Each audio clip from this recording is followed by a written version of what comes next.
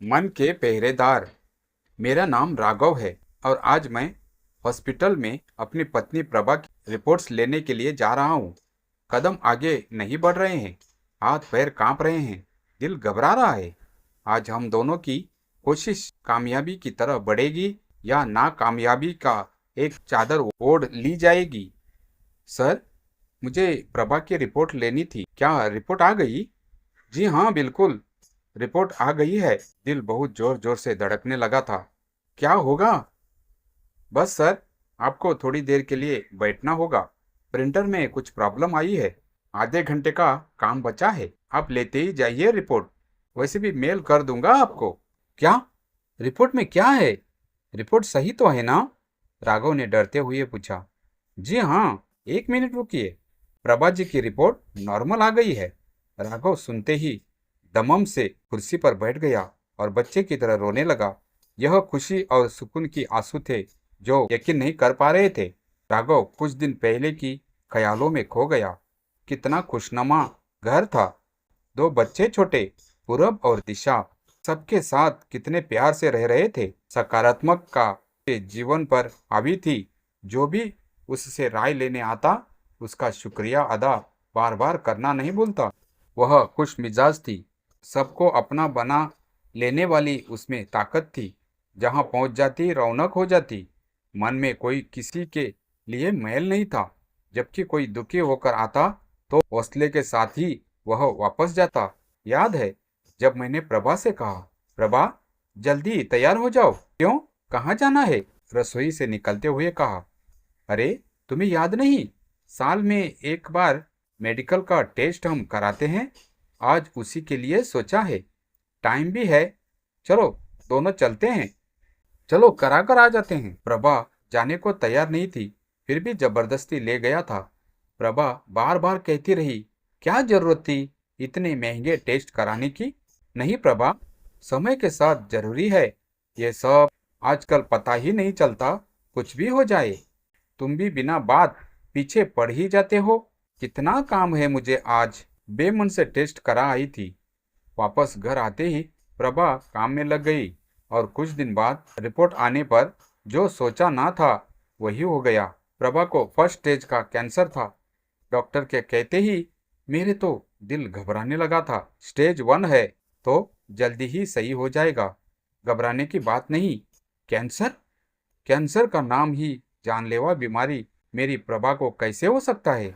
वो भी इतने खुश मिजाज, इतना अच्छे से अपने आप को स्वस्थ रखने वाली।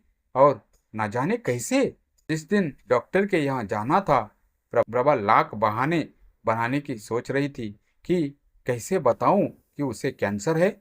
बताऊं या ना बताऊं कि प्रभा ने मुझे और मेरे बेटे पूरब और दिशा को आपस में बात करते सुन लिया था। प्रभा का चेहरा मुरझा गया और जोर जोर से रोने लगी। राघव, मुझे ही क्यों? इसका जवाब मेरे पास नहीं था। बस मैं उसको सांत्वना देता रहा और हिम्मत दिलाता रहा कि यह पहली स्टेज है, इसमें कोई घबराने वाली बात नहीं है। पूरब और दिशा भी घबरा चुके थे पर मम्मी को हिम्मत देने से पीछे नहीं हट रहे थे। इलाज शुरू हो गया था और दिन एक एक दिन साल के बराबर बीत रहा था। प्रभा को कमजोरी आती जा रही थी। उसने तो जैसे मान ही लिया था कि वह कभी सही नहीं हो पाएगी। हमेशा उसके मुंह से एक ही बात करती, राघव अब मैं नहीं बच पाऊंगी। मेरे बाद मेरे बच्चे कैसे रहेंगे? तुम कैसे रहोगे? मैं उसे समझाता था, सकारात्मक सोचो, अच्छा सोचो। ऐसा नहीं है कि आखिरी चीज है, यह शुरुआत है और हम इसे जीत जाएंगे। नहीं राघव, मैं नहीं बचूंगी। बस वह दिन के बाद प्रभा ने जैसे सबसे बात करनी बंद कर दी। उसने उठना बैठना बंद कर दिया, बाहर आना जाना कम कर दिया, किसी से फोन पर बात नहीं करती थी। दिल में घबराहट का जन्म इतना हो गया कि वो लेट कर सो नहीं पाई थी। बैठी रहती, प्यार से लेटने को कहता तो डर कर हाथ पकड़ लेती, कांपने लगती। एक कमरे में बेड पर एक कोने में बैठी रहती, बुलाने पर भी नहीं आती। जैसे उसने एक घबराहट और नकारात्मक विचारों की चादर ओढ़ ली थी। ना देखना चाहती थी कुछ अच्छा, ना किसी को कुछ अपने पास आने देना चाहती थी।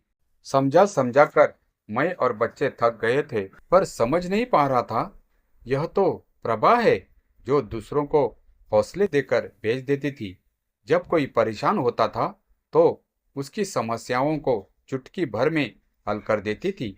पर आज वो प्रभा नदारद थी, सामने आई परिस्थितियों से घबरा गई। उसे डर था कि मैं जिंदगी में कुछ बचा ही नहीं है।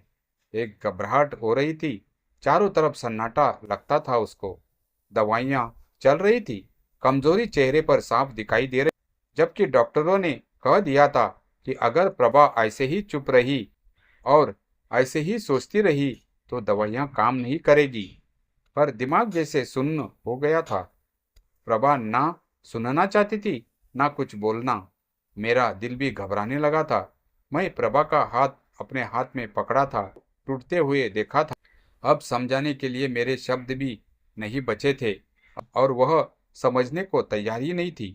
मैं बस रोकर चुप हो जा रहा था और वह चुपचाप बस बैठी रहती। रात भर सोना नहीं चाहती। मैं लेटे रहता तो डर से मुझे उठने नहीं देती।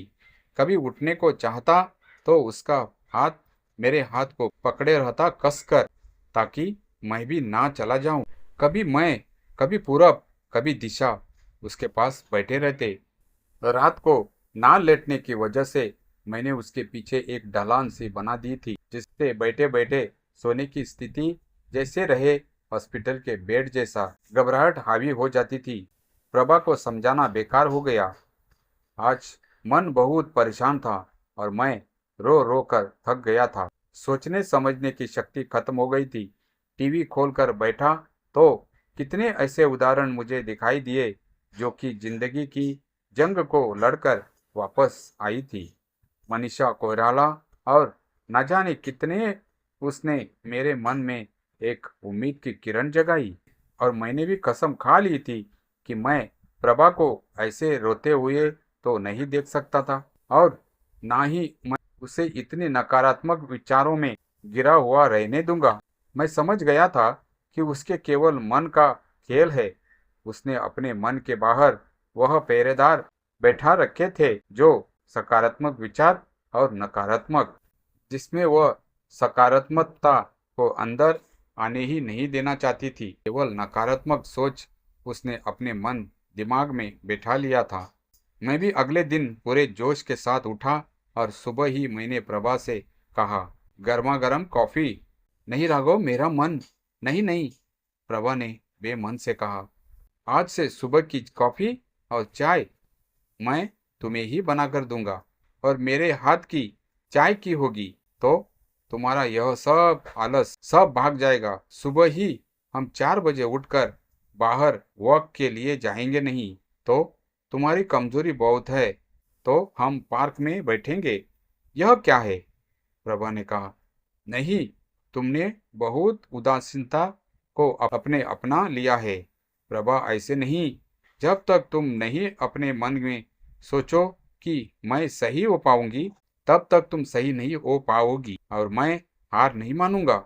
मुझे तुम्हें सही करना है तो कुछ मैं नहीं सुनूंगा। तुम 2 मिनट में तैयार हो जाओ।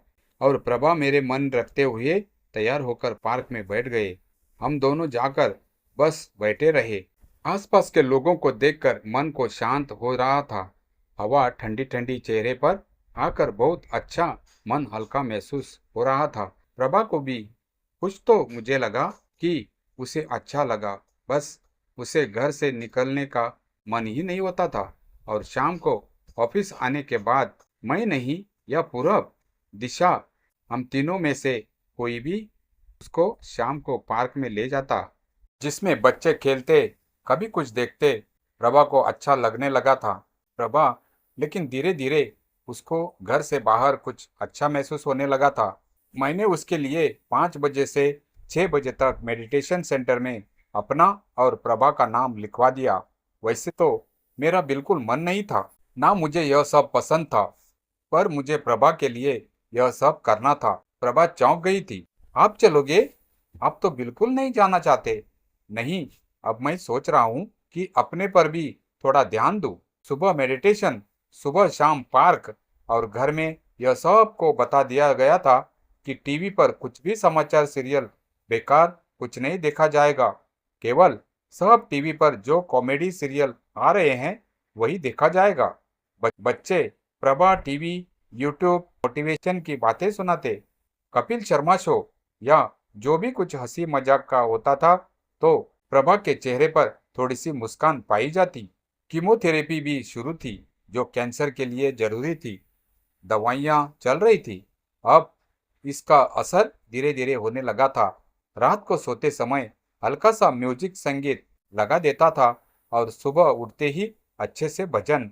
यह मेरा रोज का काम हो गया था और घर में भी जितना अच्छा उसको खिलाने में ध्यान रखा जा सकता था मैं रख रहा था।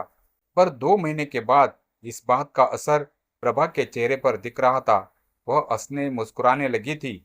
किसी का फोन आने पर उठाकर बोल देती थी कीमोथेरेपी स्टार्ट हो गई थी, दवाइयाँ चल रही थी और उसके साथ मेडिटेशन और प्रकृति की तरफ उसका ध्यान, संगीत में रुचि, यह सब चीजें उसके शरीर के हार्मोन्स चेंज कर रही थी और उसका मन सकारात्मक की तरफ बढ़ रहा था। करते करते 6 महीने, साल भर होने को आया। आज हमारी परिवार की तपस्या सफल हुई। पूरब और दिशा को फोन पर जो मैंने बताया तो खुशी का उनके ठिकाना नहीं था। उसकी मम्मी ने कैंसर से लड़कर जिंदगी हासिल कर ली थी और मैंने भी सोच लिया था आज मैं प्रभा के साथ कल समुद्र के किनारे बैठकर सुबह का सूरज उगता हुआ देखूंगा और लहरों को देखूंगा जो उछल उछल कर आती है और बाद में शांत हो जाती है। वह चलती लहरें बिल्कुल हमारे जिंदगी की तरह उथल पुथल मचा देती है पर कुछ समय बाद शांत भी होती है। बच्चे भी खुश हो गए हैं।